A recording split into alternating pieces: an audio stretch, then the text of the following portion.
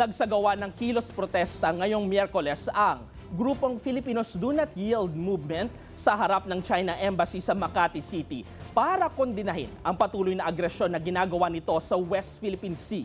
Sinunog ng mga nagpoprotesta ang effigy na mukha ni Chinese President Xi Jinping at iginiit na hindi dapat konsintihin ng pamahalaan ang ginagawang pambubuli at pananakot ng bansang China. Anila dapat aksyonan ito hanggat maaga pa para hindi pa ulit-ulit na gawin sa sariling teritoryo ng Pilipinas.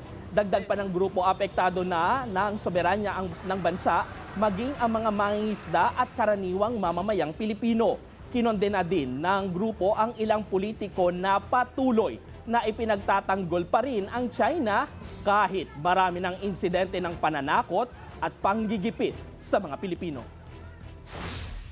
Para po sa Pilipinas, nananawagan po ang grupo namin ng mga China diplomat po itag as persona ng Miranda dahil sa ginagawa nilang pambubuli, pananakit